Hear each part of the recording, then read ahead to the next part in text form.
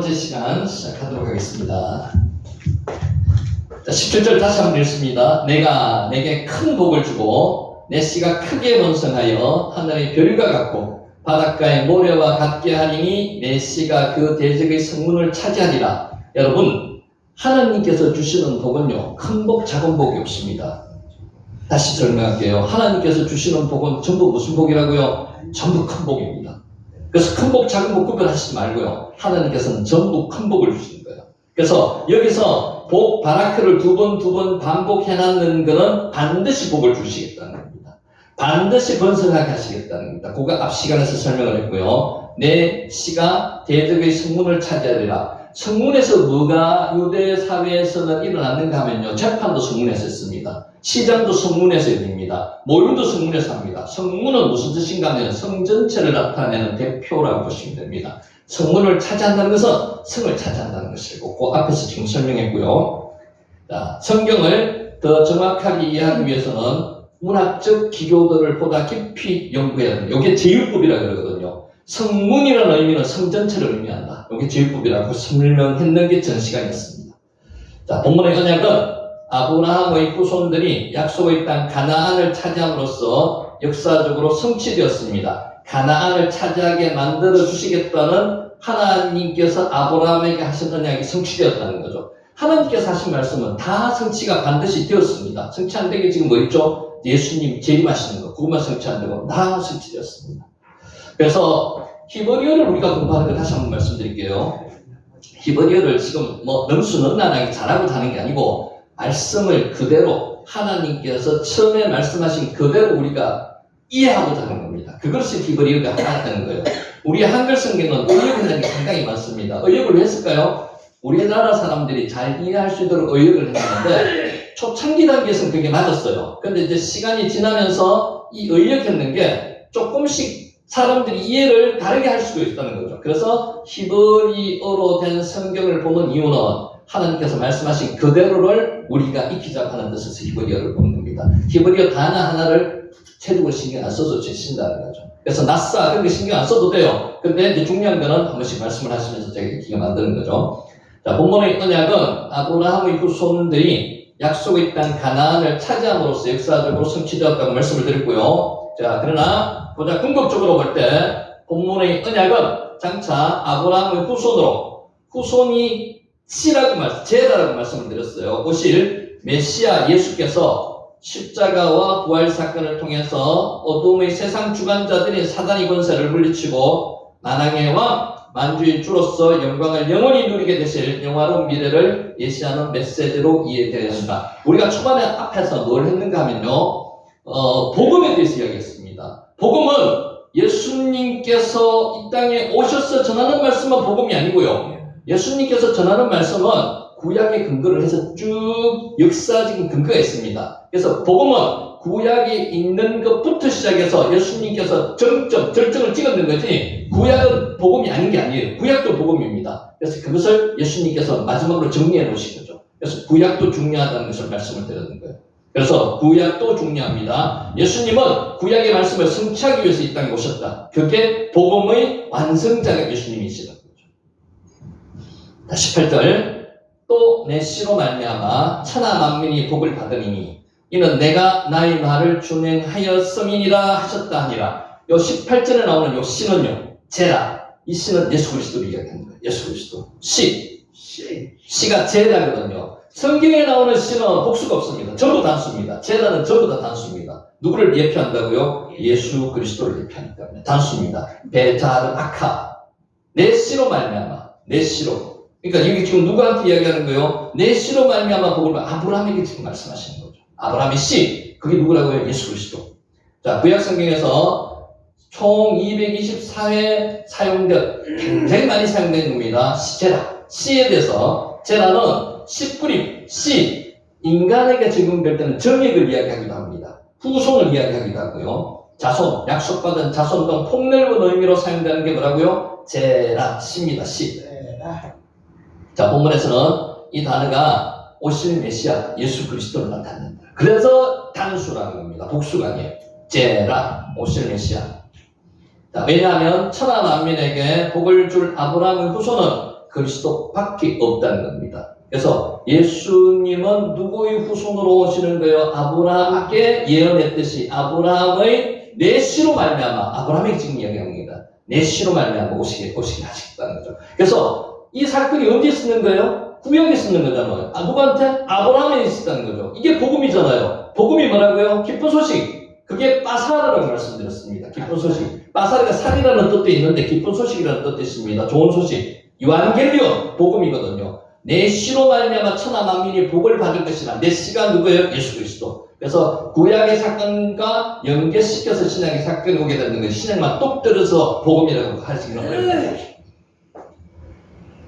자, 제라라는 단어는 한 번도 복수형으로 사용된 적이 없다. 물론 이는 전체 후손 하나를 단위로 묶는 히브리인의 사고를 반영하기도 하지만 예수 그리스도를 반영하기 때문에 이는 더 나아가서 많은 문맥 가운데 아브라함을 통해서 얻어지는 육적 자손의 계열과 영적 자손을 총칭하는 개혁으로 사용되는 단어로 구체적으로 단어는 집단을 대표하는 한 사람 누구요? 예수 그리스도를 가리키기 때문에 제라는 복수로 사용하지 않았다. 후손, 자손, 씨라고 다양하게 번역된 단어 제라는 하와에게, 아브라함에게, 다윗의 자손에게 오실 메시아를 계시하기 위해서 사용되는 단어였습니다. 진실로 메시아 예수만이 모든 인류의 복의 근원이요, 복과 저주의 유일한 근거가 되시는 분이 누구시라고요? 예수 그리스도. 예수 그리스도. 성경은 누구에 대한 이야기입니까? 예수님에 대한 이야기예요. 예수님의 이야기인데 구약은 오실 예수님에 대한 이야기, 신약은 오신 예수님에 대한 이야기예요. 히스토리, 역사라는 거죠. 그의 스토리, 예수님의 스토리를 이야기합니다. 히스토리.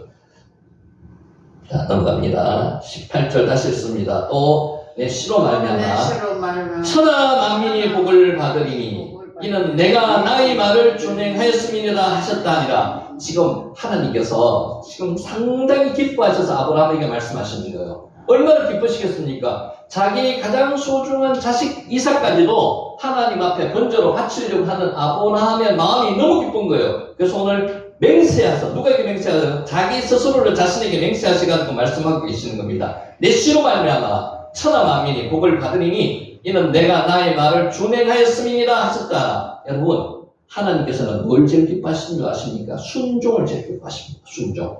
순종하는 자에게 아브라함에 허락된 여호와 이레의 복을 주신다는 겁니다. 여러분도 마찬가지입니다. 여러분이 순종하면 여호와 이레의 복을 아브라함처럼 받을 수 있습니다. 아멘. 근데 순종이 쉽지 않죠. 내 혼자서 순종하기 힘듭니다. 하나님이 나와 함께 하심으로, 성령이 내 안에서 역사하심으로 순종이 가능한 거예요. 그래서 성령과 항상 동행할 수 있어야 된다는 거죠. 자, 여기 중요합니다. 천하 만민이 콜꼬의 아래치가 땅이거든요. 지구거든요. 그 땅, 하나님께서 만드신, 창조하신 그 땅의 땅 안에 있는 콜꼬의 모든 민족. 여기서 중요합니다. 우리 하나 여쭤볼게요. 계시록 공부하시면서 예수님께서 재림하실 때를 이야기하는 구절이 나오는데요. 자, 두 분 중에서 한번 골라보세요. 천하 만민에게 복음이 전해졌을 때 예수님이 오신다. 두 번째, 모든 민족에게 예수님의 말씀이 전해질 때 예수님이 오신다. 어느 게 맞을까요? 천하 만민. 우리는 보통 그렇게 알고 있어요. 근데 두 번째거든요. 천하 만민이 아니고요. 여기서 나온 우리 지금 번역이 잘못됐다는 거죠. 천하 만민이, 한글 번역에 천하 만민, 모든 사람이라고 되어 있는데 실제로는 콜꼬의 하엘츠입니다. 모든 민족이에요, 민족. 민족은 천하 만민이 모여가지고 몇 사람이 모여있는 단체죠. 천하 만민은 한 사람 한 사람이에요. 그러니까 그것을 잘못 해석하면은 모든 사람에게 복음이 전해졌을 때 예수님 오시다. 그게 아니에요. 모든 민족, 이 땅에 있는 민족, 이게 10명이 될 수도 있고 100명이 될 수도 있고 1000명이 될 수 있는 그 민족의 복음이 전해졌을 때 예수님께서 재림하신다는 거예요. 그거 오해하시면 안 돼요. 똑같습니다. 그래서 이게 해석이 중요하다는 거죠. 여기서 마찬가지예요. 한글로서는 내 씨로 말미암아 모든 사람이 복을 받는다, 이런 뜻으로 해석이 됐는데 그게 아니라는 거죠. 그 땅의 모든 민족이 복을 받는다는 거예요. 차이 있죠? 이해하시겠습니까? 민족이 복을 받는 거예요. 사람이 복을 받는 게 아니고 민족 안에 있는 사람이 있지만은 한 민족이 모여서 여러 사람이 모여서 한 민족이 되는 거잖아요. 다시 합니다. 천하 만민은 꼴꼬의 아래치, 그 땅의 모든 민족, 한 사람 한 사람이 아니고 그 민족이 복을 받는다는 거죠. 아멘. 그래서 그 땅, 하아르츠는 하나님께서 만드신 천지를 만드실 때 땅을 이야기하는 거예요. 지구, 이 세상을 뜻하고요. 모든 민족은 콜코에는 한글 성경의 번역과는 다릅니다. 이게 이제 히브리어를 봐야 된다는 거죠. 한 사람 한 사람이 아니라 여러 민족, 모든 민족이 있는데 그 민족 하나하나에 대해서 천하만민의 모든 민족이 이런 뜻입니다. 모든 세상 사람 모든 천하만민이 아니고 모든 민족들을 의미한다는 거예요. 이렇게 중요하다는 겁니다. 그래서 꼭 여기는 기억해 놓으셔야 돼요. 따라서 본문은 장차 그리스도의 구원의 복음이 특정 지역이나 특정 민족에게만 전파되는 것이 아니라 모든 민족에게 전파된다는 거죠. 온 세상 곳곳에 빠짐없이 전파되어서 민족 단위로 복음을 듣지 못한 민족이 없게 될 때 예수님께서 재림하신다는 거고요. 그렇게 모든 민족이 복음이 전파된다는 겁니다. 다시 합니다. 천하만민이라는 것은 모든 세상 사람 전체를 이야기하는 게 아니고요. 모든 민족을 이야기합니다. 여러 사람 모여있는 집단을 이야기한다는 거죠.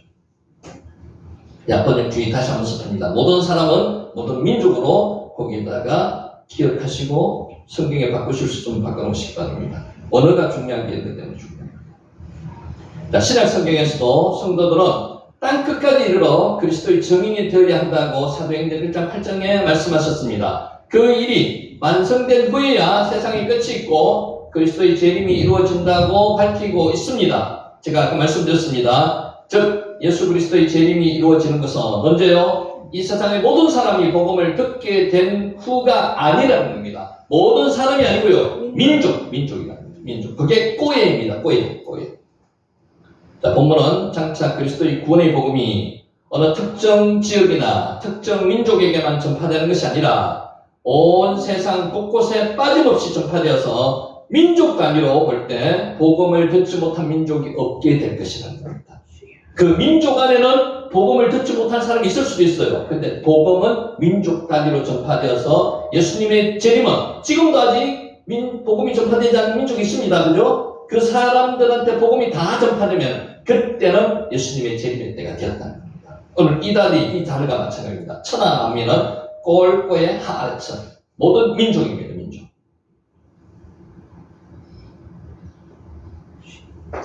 또 내 씨로 말미암아 천하만민이 복을 받으리니 이는 내가 나의 말을 준행하였음이니라 하셨다. 하나님의 말씀을 아브라함이 순종하였기 때문이라는 거죠. 여기서 이제 에케버라는 단어는 명사로 사용될 때는 끝 또는 보상이라는 뜻이 있는데 여기에 명사로 사용되지 않고 접속사로 사용될 건데요. 때문에 이런 뜻입니다. 오늘 여기서는 때문에입니다. 이는 내가 나의 말을 준행하였기 때문이다 이런 뜻입니다. 에케보 때문에 에케보 콜이 소리라는 뜻이고요. 구체적으로 한 단어는 잘 모르셔도 돼요. 가만 잡으시기 바랍니다.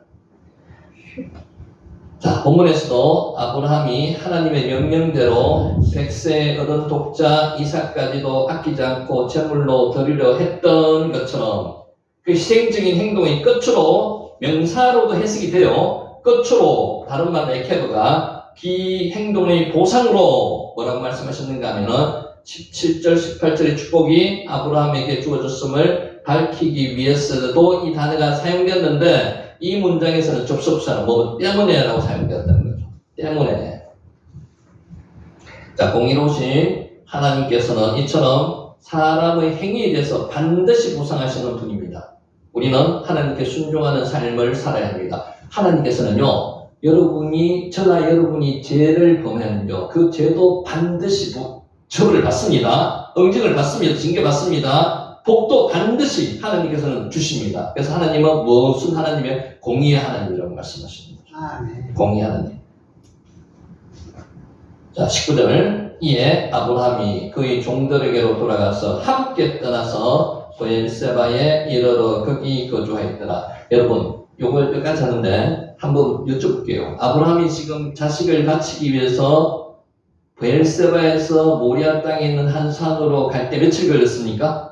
3일 걸렸습니다. 3일 동안에 기분 좋게 룰루랄라로 갔겠습니까? 고민하면서 갔을 겁니다. 물론 마음에 다짐은 했겠지만 그 고민하는 그 고민이 예수님이 돌아가시고 3일 만에 부활하실 때 누구의 마음입니까? 하늘 아버지가. 그 마음은 똑같다는 거죠. 그래서 이 마음을 아브라함이 하나님을 통해서 미리 경험해 보는 거예요. 그쵸? 하나님 아버지는 그 3일 후에 자식을 예수님을 십자가에 못 박혀 죽게 만드셨죠. 자식이 죽는 것을 봤습니다. 아브라함은 봤습니까? 안 봤습니다. 그 차이인 거죠.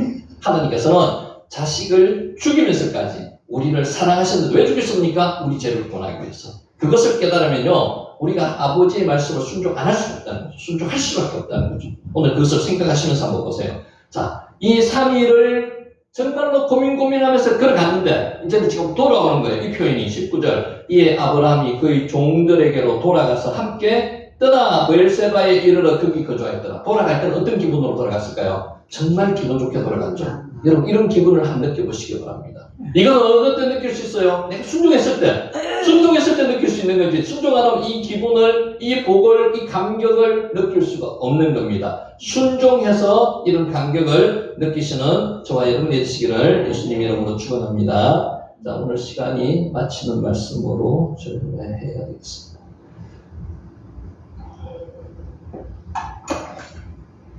여러분, 기생나합 아시죠? 기생나합. 나합이 유명한 이유는, 복받은 이유는 뭡니까? 행함으로. 우리는 지금 하나님의 말씀을 누구나 다 잘 알고 있습니다. 그죠? 이때까지 교회를 오래 다녔기 때문에 다 잘 알고 있습니다. 근데 행함은 쉽지 않습니다. 아브라함이 하나님께 복받은 이유가 뭐라고요? 순종.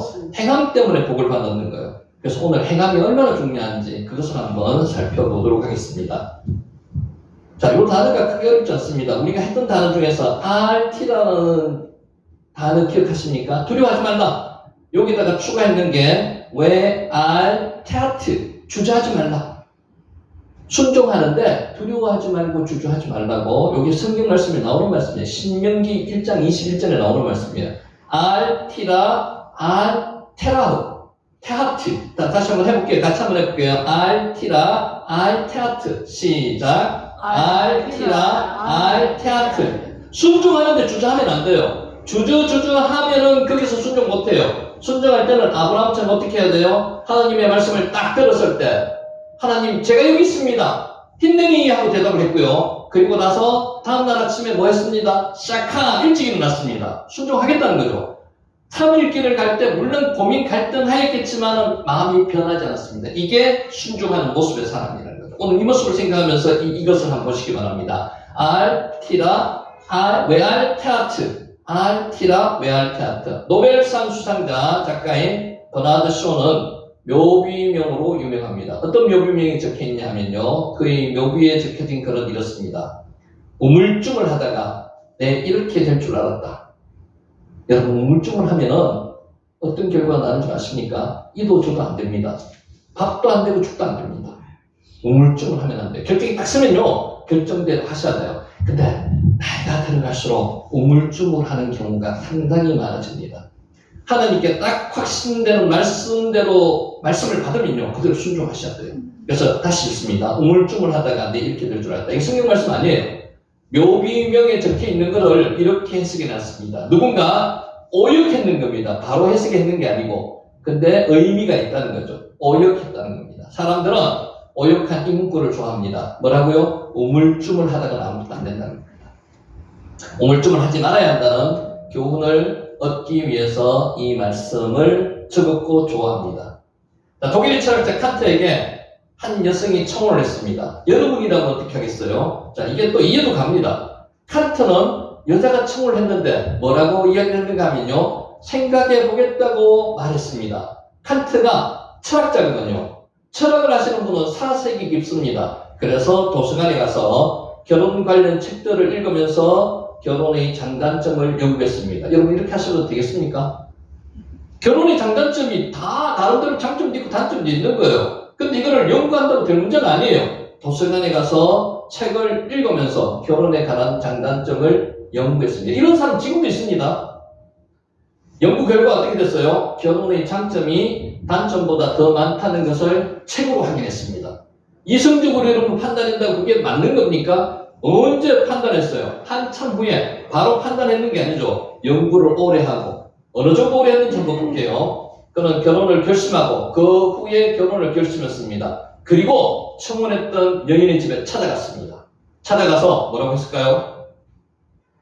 결혼해달라고 이야기하니까 그 여자는 벌써 결혼을 했답니다. 결혼만 했는 게 아니고요. 아이도 2명 낳았다는 거죠. 여러분, 이게 웃을 일이 절대로 아니에요. 우물쭈물 하다가는 이런 경우가 분명히 생겨요. 지금 여러분이나 저나 이제, 여러분은 조금더 나도 많으시지만은, 나이가 점점 들어가죠. 지금 우물쭈물 할 시간 없습니다. 나름대로 딱 판단하면은 그대로 말씀대로 순종해야 된다는 거죠. 지금 뭘 하고 있습니까? 알티라 웨알 테아트. 뭐라고요? 알티라 웨알 테아트. 두려워하지 말라. 그리고 주저하지 말라. 두려워하지. 왜? 이게 사람의 힘으로는 할 수 없는 거예요. 하나님께서 나와 함께 하시면은 두려워하지 말라 말씀대로, 주저하지 말라 말씀대로 실천할 수 있는 겁니다. 자, 불확실성으로 인해서 두려워하며 망설이면 아무것도 하지 못합니다. 잘 생각하셔야 돼요. 기도하고 말씀대로 이게 확신했다면, 하나님의 말씀이라고 확신했으면 두려워하지도 말아야 되고요. 그리고 주저하지도 말아야 된다. 서점가에서 가장 많이 팔리는 책들은 주로 자기계발서입니다. 이 문학적인 책들입니다. 여기 보면은 우리가 힘을 얻을 수도 있어요. 근데 여기는 하나님이 빠져 있습니다. 자기계발서가 독자들에게 주는 공통된 메시지가 있습니다. 뭔지 아십니까? 그것은 행동하라는 겁니다. 히브리어로 행동하라는 게 아싸입니다. 아싸. 아싸가 뭐예요? 행동하는 겁니다. 행동하라는 겁니다. 자기계발서에도 행동하라고 나와 있습니다. 생각만 하지 말고 행동하라는 겁니다. 아무리 많이 알아도 행동하지 않으면 아무 소용이 없습니다. 짠 도루묵입니다.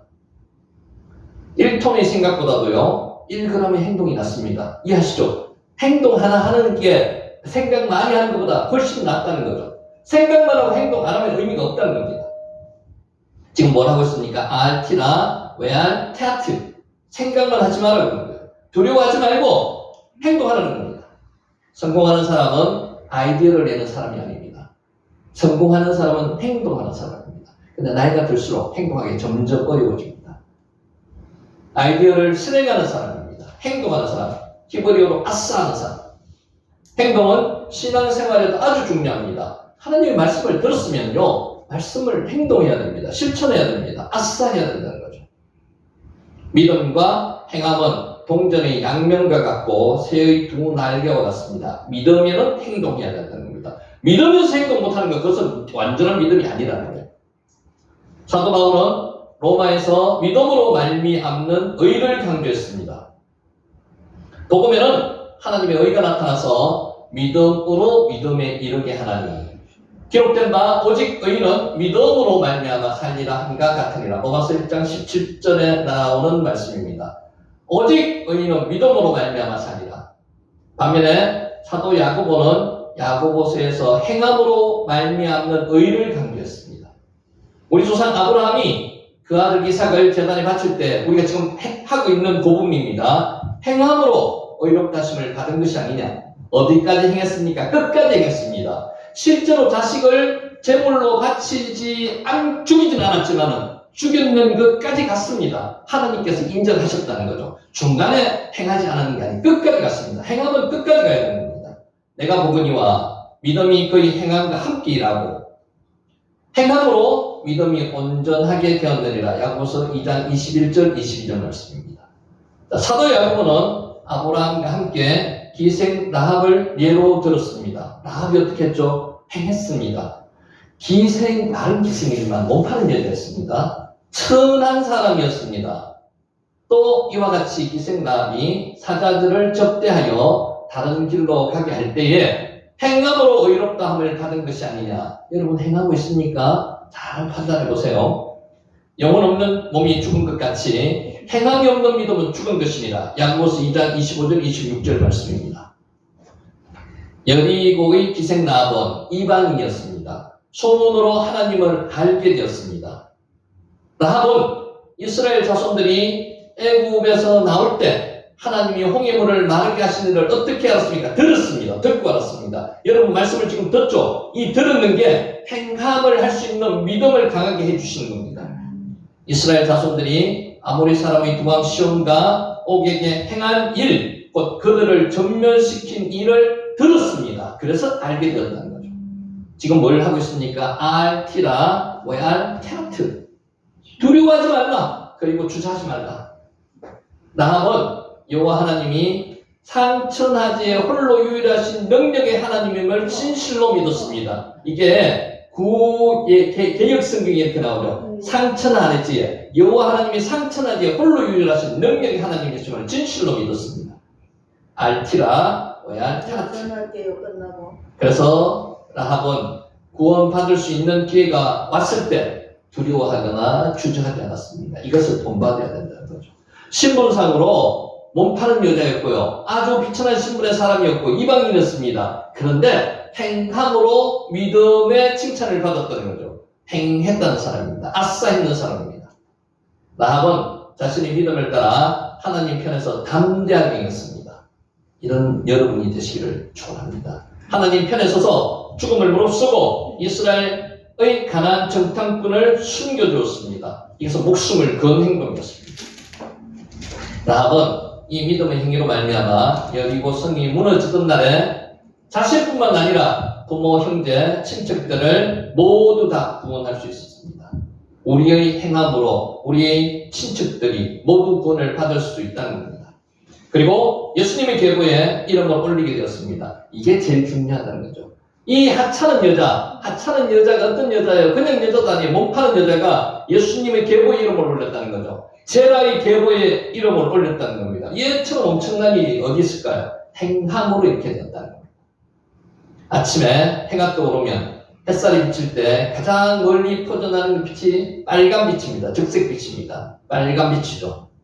근데 이 적색빛이 바위에 닿으면 산은 온통 붉은 빛으로 물듭니다. 그런 거 한번 보셨습니까? 사진 찍었는 거 한 번씩 보시죠. 요 시간이 많지 않다는 거죠. 요 시간이 단 5분이라는 거예요. 그 장관은 불과 5분에 불과합니다. 5분 안에 여기 끝납니다. 적색 붉은 빛으로 나오는 그 사진의 광경이. 그 짧은 시간 내에 사진을 찍어야만 작품 사진이 나온다는 거죠. 순간적으로 빨리 행동해야 된다는 거죠. 5분 안에. 그래서 사진 작가들은 그 기회를 잡으려고 이런 새벽부터 대기합니다. 이게 중요해요. 그 사진 하나 찍으려고 동트기 전에 몇 시간 전부터 좋은 자리 잡으려고 준비한다는 거죠. 그래야지 그 사진을 찍을 수 있다는 거지. 그 금방 가가지고 자기 사진을 찍을 수 없습니다. 그런 자리에서. 인생의 기회도 마냥 열려있지 않습니다. 하나님께서 우리가 기회를 주시는 것도 마냥 기회만 주시는 게 아니에요. 할 시간이 있습니다. 그 시간을, 적절한 시간을 잘 잡아야 된다는 거죠. 기회는 순식간에 사라집니다. 여러분, 지금 늦었다고 생각하지 마세요. 지금도 기회를 주시고 있습니다. 지금 이 시간에도 기회를 주시고 있어요. 잡아야 됩니다. 순식간의 시간을 우리 것으로 잡아야 된다는 거죠. 우물쭈물 하면은 기회를 잡을 수가 없습니다. 여러분, 지금 혹시라도 우물쭈물 하고 계신 게 있습니까? 하나님의 말씀에 순종하지 않고 우물쭈물 하시겠으면 지금이라도 순종하셔야 된다는 거예요. 그래서 성경은 두려워하지 말고 주저하지 말라고 말씀하십니다. 알티라 웨알 테아트. 자, 한번 해볼게요. 시작. 알티라 웨알 테아트.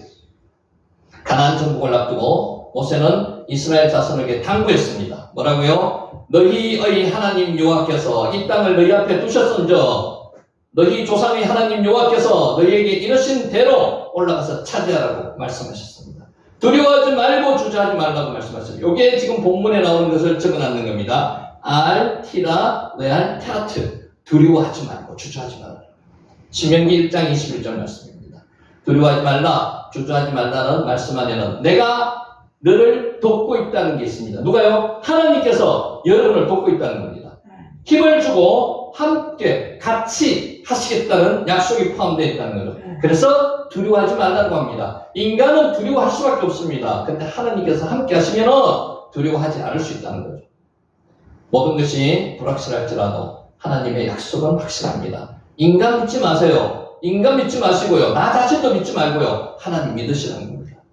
하나님의 약속은 절대로 변하지 않고요. 사라지지 않습니다. 그러므로 도전해야 할 일이 있으면 주저하지 말고 반드시 행동하시라는 겁니다. 누구를 믿고 하나님을 믿고 행동하시는 겁니다.